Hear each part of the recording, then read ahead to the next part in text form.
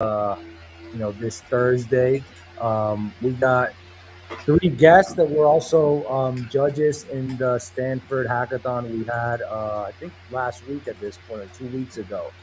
We got COO of Vaults, we got Pat, we got MD at Fembushi Capital, Mr. Peter Yang, and then we got PM at Near Protocol, Tiffany Gao. How are you guys?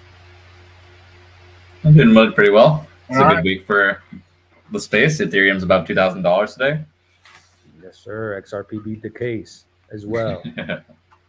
All right, love to hear that. So let's just kind of get it started. So I mean, I kind of introduced you guys a little bit, but if you guys want, feel free to kind of give, I don't know, a quick intro, background, and then we'll kind of get it started.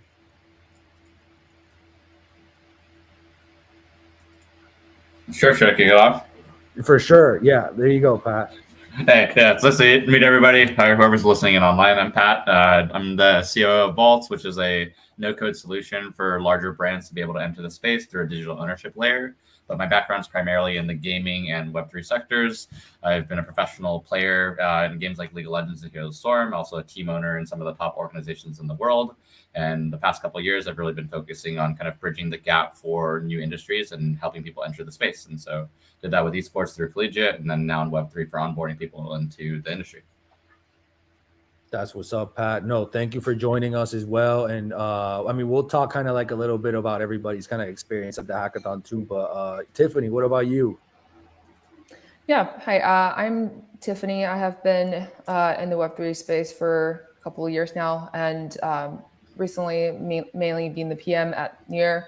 Have been working on, mostly focusing on developer tools for developers building on top of Near.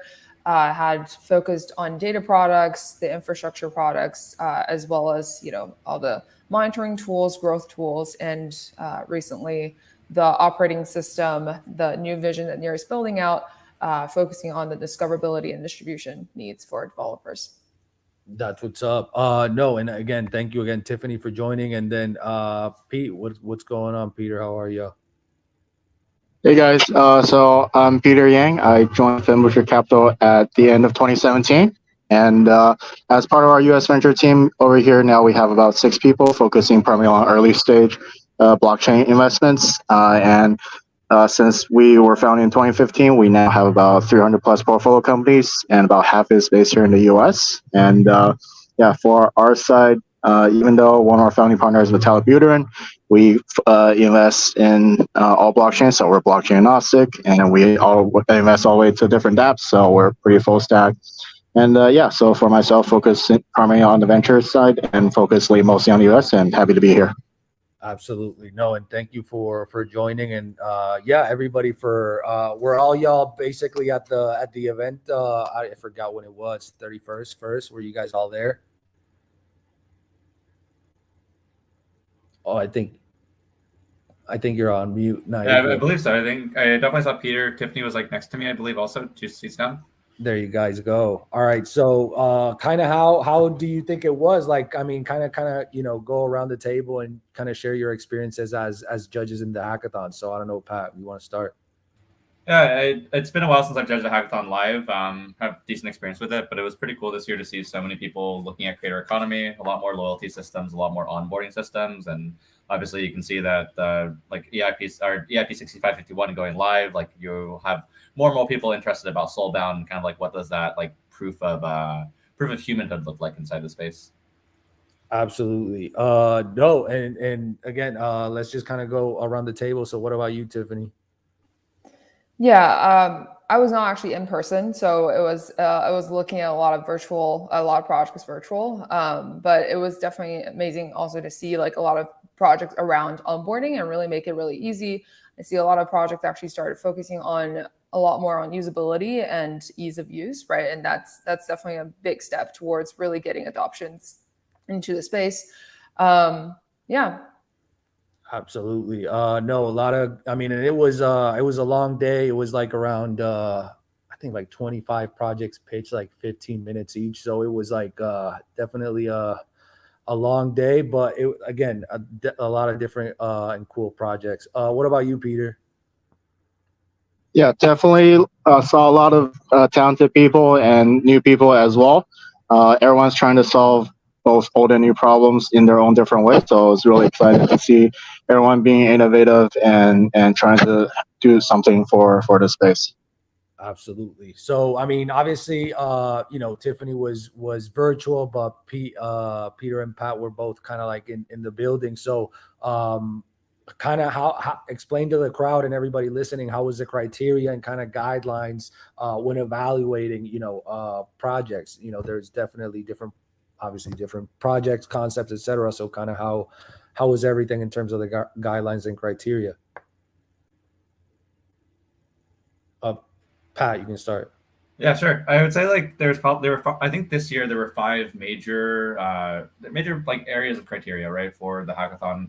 One of them was quality of the idea. How novel is it? I think some of the projects, while executed fairly well, like there's probably 15, 20, maybe 50 projects that are also building towards the same thing. So just making sure that the idea is novel.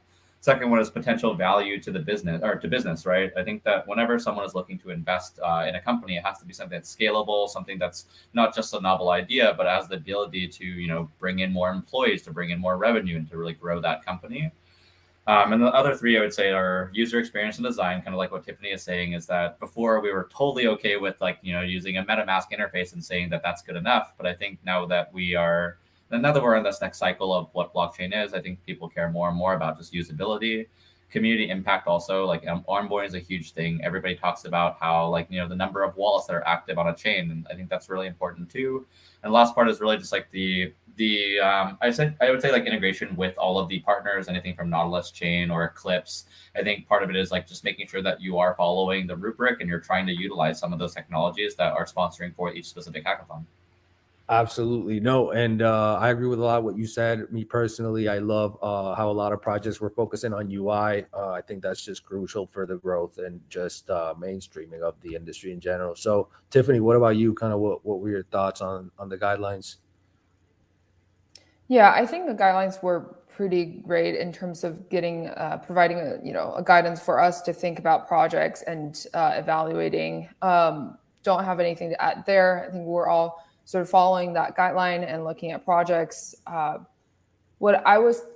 guess like in terms of a hackathon in particular, right? There's one thing around presenting a project well in this space, and especially I was not in person, so as a result, for like the materials I was looking at online, virtually sometimes it's a little bit harder to understand, what's actually going on, the depth of the project, and all of that. So I guess for me, like looking at the actual demo materials and presentation was also another big part and big piece, just as a result of not being there in person.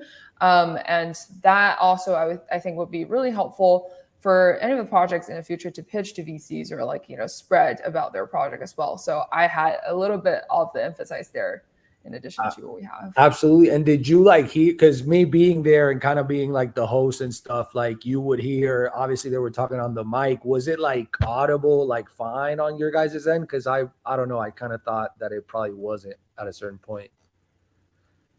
I think it was on and off. Yeah. It was on and off. Yeah, and there was some demo videos. They're not really functioning. Yeah, they were. There was a few kind of technical difficulties, and like videos were kind of not working and stuff. So I was kind of wondering about you guys. But Peter, what about you? And I mean, if you want to touch maybe too on kind of like the technical execution, the feasibility of the actual guidelines, etc. moving forward, right? Tell us a little bit more. Yeah, I mean, what both Pat and Tiffany covered, most of it, but I just want to also add, in addition to the pitch we were able to see, we were able to kind of get additional material, both in terms of video or presentations, as well as GitHub and etc. So we're able to have a more broader coverage. So I think we were able to dive deeper than some of the other hackathons that I was fortunate enough to be part of. So just wanted to say it was very helpful for that. For sure. No. Yeah. Just, and I mean, kind of the point Tiffany was bringing up, like if, people are presenting, like you kind of give this vibe, you kind of feel obviously their energy, how confident they are in their project. Because, just seeing a lot of people present, you could definitely tell the ones that kind of knew their stuff and they were just like super confident in X way or Y way. It was definitely cool to see. So sad that Tiffany, was going through those technical difficulties, but some that will, move forward or fix moving forward. So let's just kind of keep it going. So in terms of just like, some observations you guys had, from the hackathon, what are some projects maybe that stood out to you guys? Maybe like common strengths and weaknesses in terms of just presentations or, in general of kind of some of the projects you guys saw. Pat, you can go. Yeah, sure. I would say I think a big one for me was just, and this is like the same thing that happens with most hackathons, with new ideas. A lot of people have a great like kind of idea, but they haven't really thought about how that idea is helpful or whether or not the potential users actually want that idea. It's a common trope that you see in the creator economy is that you build a technology without seeing whether or not the fans or the creators want to use that technology. And so I think that was one of the biggest. It's a strength that there's so many people who want to help onboard into the space. But I think that when you see a carbon copy project over and over, for any judge who may not be in the creator economy space, it might seem as though it's a novel idea. But I would say most ideas that were at Boundless this year were some things that have been created on multiple different L2s, probably a couple on L1s. And I'd like to see projects that might be a little bit more outside of the box and not just kind of like the same product on a different chain in the future. For sure. No, I agree 100% with that. And I don't know. It seems like a lot of people it was a lot of young folks. But yeah, there was also kind of like more seasoned people. So I definitely see where you're coming from. Tiffany, what about you? Yeah, I think I would just really echo on what Pat was saying. Also as a PM, we usually think in the lens as well. So definitely would love to see more around, solving a problem, starting from solving a problem instead of thinking about this is a really cool solution, I'm going to build this out, and then finding a use case for it, which is the pattern we've seen for most of the projects in the space. There was less emphasized definitely on that, like what the problem is solving as a result. For the positivity to the community side of things, or making positive impacts side of things in terms of criteria, I did find myself having a little bit trouble in giving like high scores in most of the project as well. And in terms of business and monetization, I think like a lot of projects were looking at in a more of a normal and like the Web3 standard way, but a lot of the time, if you're really solving a problem, there could be more creative ways. So as a result, that's also another part where I would love to see more creative and more, just really think about it from, where I'm building a technology solution. I'm actually solving people's problem. I'm actually using that, bring positivity to, the society as a space. As a result, there are different ways that I can, also create my business. Yeah, absolutely. I think, that's a great point you bring, just being BD and just, constantly talking to projects. A lot of these projects, like you said, are just the same thing over and over again. It's not necessarily, I feel like the hackathon itself, but then a lot of them just don't make money. For the most part, I feel like a lot of the Web3 world just does not make money. And it's like the runway ends. And then once that ends, it's like, all right, well, we're gone. So like, I definitely see that for sure. Peter, what about you? So with most early stage projects and founders, they very often have a real hard time articulating their ideas. So it was quite surprising to see, during the pitch that most founders were able to articulate their ideas quite properly and very skillfully. So that was kind of a little bit of a surprise to me. But on the other hand, I think one recommendation I will make to all the founders is also think a lot more about what their project brings to the table, their core value, their core competency, how they can do things either differently or make improvement on existing solutions versus their competitors, so they can really see how they fit within our industry and landscape. So beyond that, that's my kind of general feedback.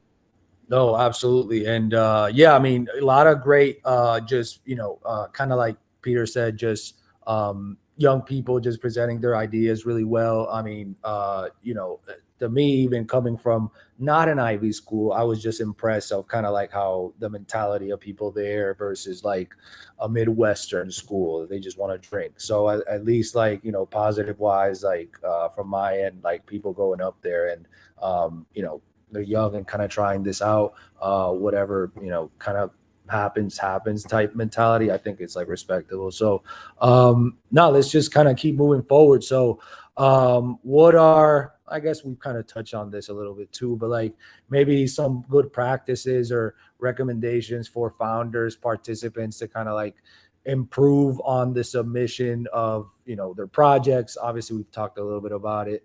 And maybe some like insights you guys might have in terms of techniques and stuff. So Pat, you can go.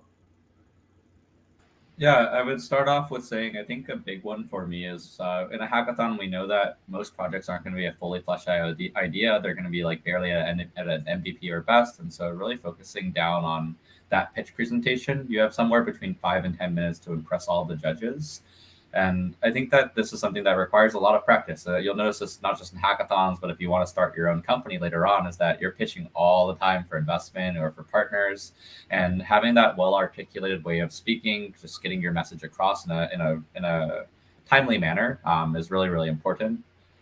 Along with that, I think that at least on the submissions that I received for my judging, I received a lot of non-pitch decks, but pitch deck videos. And for me, like having to go through a 25-minute video to kind of skip around those slides makes it really difficult for me to do judging, especially if the person's not live with me to ask questions.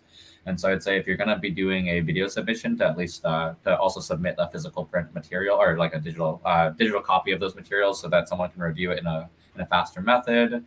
And I think that also just during evaluation process, I noticed that a lot of people they get a little bit sped up when they go onto stage. And so that kind of comes to it just comes down to kind of the experience of being on stage and having that level of presence. But a good reminder is always that it happened on a Saturday. It's on Stanford University's campus. Every single person who is in that venue is a nerd, and they're there just because they enjoy Web3 as much as anybody else. And so try to just take it a little bit more casually, just understand that you're amongst good company, and I think you'll have a lot better presentations and pitches.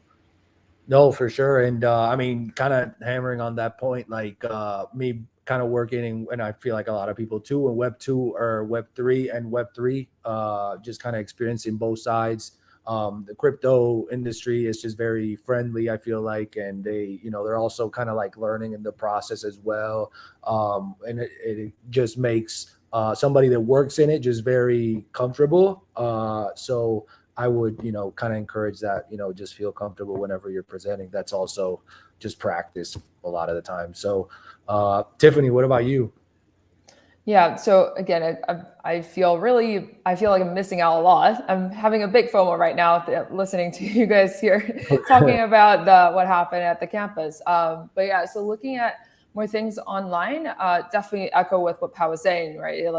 It's going through the video and not having the presentation by itself and looking at it in more depth is definitely was challenging for me online. One more thing I would suggest also, in terms of looking at presentation or the material, really think about your user story, right? Really think about a story, even just not even, first of all, user story, and second of all, a story. Really articulating what this technology means for your use case, right?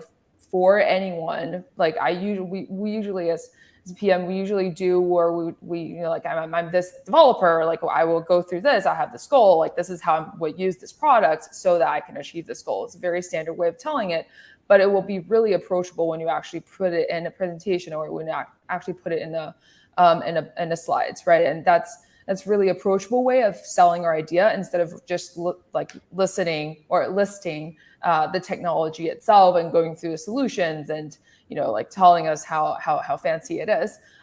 So this idea of storytelling will definitely be something I would recommend.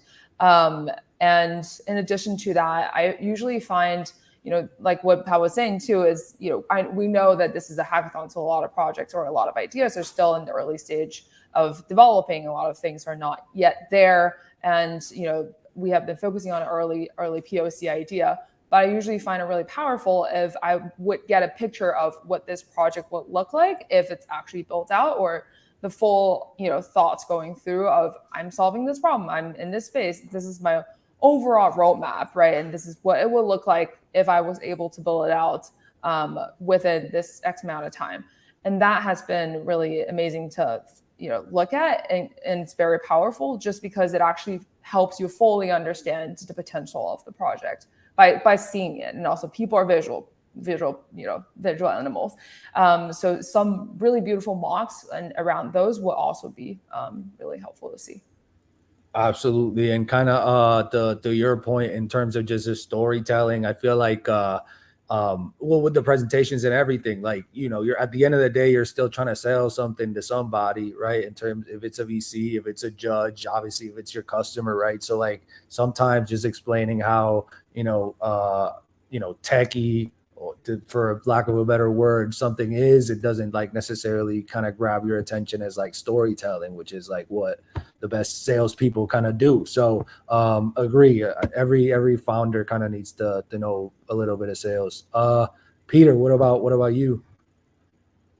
Right. So for most events or pitching sessions, especially like demo days or hackathons, you're never really sure who the audience and the crowd would look like. So I would recommend, for most founders to kind of pitch from a big idea and then slowly trickle down to something either more technical or more marketing or business side, depending on the audience you see during the pitch session. And I know a lot of people, when they're pitching in person, they get nervous and get scared, but I would say don't worry too much, especially for investors.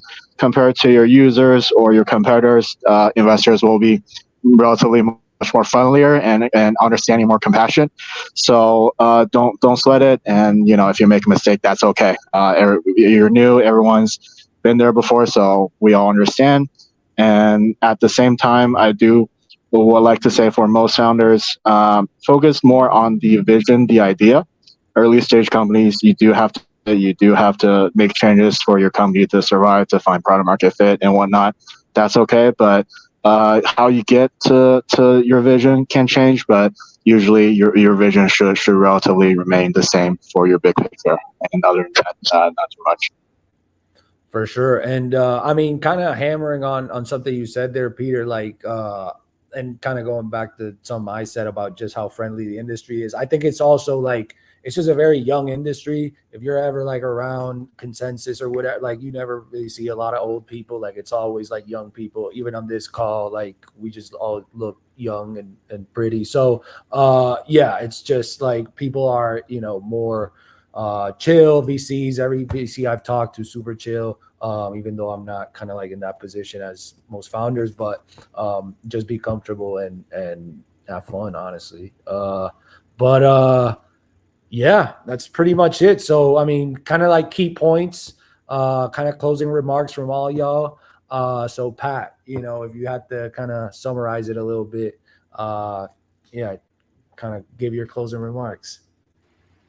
Yeah, I just want to say, like, the fact that people are even like joining hackathons as a college student, you're already doing more than most of your other peers. And I think that's like something that's super, super impressive. And you're getting a little taste for like what Web3 has to offer. There's so many opportunities outside of just hackathons to kind of enter the space. And so if you really are interested in Web3, when you're attending these events, it's kind of like what you guys were saying. It's like investors they're probably the nicest they're ever going to be at a hackathon. I would say, as someone who has gone through multiple investment rounds, they're not as friendly when you're looking for hundreds of thousands of dollars from them. But like definitely build a relationship with some of the investors. I would say some of the best mentors that I've had inside of this space, whether through investment or through product, or even like the people I message at 11 p.m. at night for like some code review help when I'm not an engineer. These people are the ones that you're going to be meeting at these hackathons. And if you want to build a relationship with one of these investors or maybe with one of these protocols, definitely keep in touch with them and give them a status update of what you're building. Most people in this space are willing to provide mentorship and resources, but it's up to you to really make those connections and to build off of those. For sure. No, I agree. Tiffany, what about you? Yeah, definitely.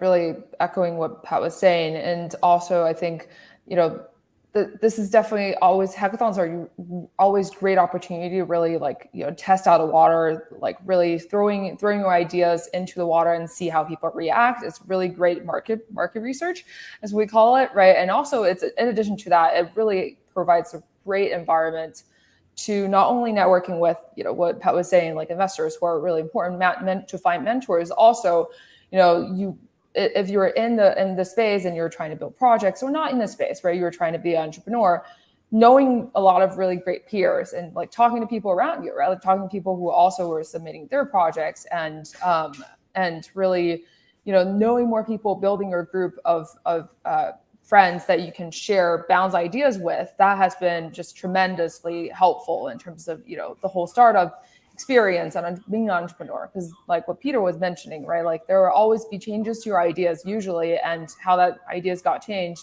is when you meet new people, when you bounce ideas with the people you met, the smart people, especially in these hackathons, and really building that relationship. And sometimes you guys even merge products together, and like you build things great together as well. Yeah. There you go. No, I agree. I mean, yeah, it's just a very friendly industry. I feel like, kind of working on, and again, everybody's kind of young. Web 2 versus Web 3. Web 3 is awesome. So I don't know. Peter, what about you? Right. So both Pat and Tiffany have brought really good points. So I just want to maybe elaborate a little bit more on the mentor side.